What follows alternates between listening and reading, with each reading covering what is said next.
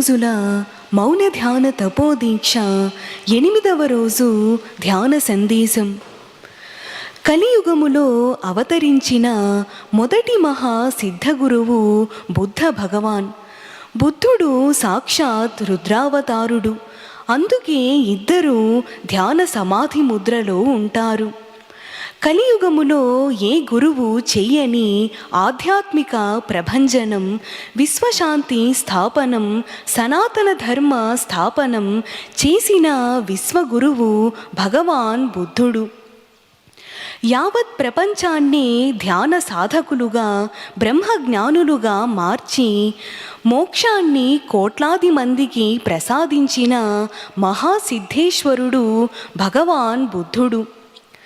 ఆషాఢ పౌర్ణమి సుదినాన బుద్ధుడు తొలి జ్ఞానోపదేశం కాశీ క్షేత్రములో చేశాడు. బుద్ధుడు దివ్య ప్రబోధాలకు శ్రీకారం చుట్టిన సుదినం గురు పౌర్ణమి. వేలాది సంవత్సరాలుగా ప్రపంచమంతా జరుపుకునే పర్వదినం. గురు పౌర్ణమి నాడు తప్పక బుద్ధుడిని ఆరాధించాలి. తమ తమ గురువులలో భగవాన్ బుద్ధుడిని దర్శించి ప్రేమతో ఆరాధించాలి.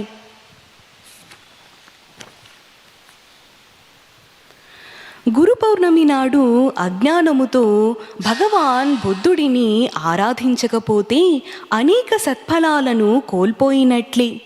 కాబట్టి మహారుద్రుని దివ్యావతారుడైన బుద్ధుడిని గురు పౌర్ణమి నాడు ఆరాధించండి. బుద్ధుని దివ్య ఉపదేశాలను శ్రవణము చేయండి. అనేక సత్ఫలాలను పొందండి. పవిత్రంగా జీవించాలని కోరుకునే వారికి బుద్ధుని బోధలే శరణ్యం, ఆచరణీయం. చక్కగా ధ్యానం చెయ్యాలని కోరుకునే వారికి బుద్ధుని రూపమే ఆశ్రయం, ఆలంబనం. ఆచరించు, తరించు.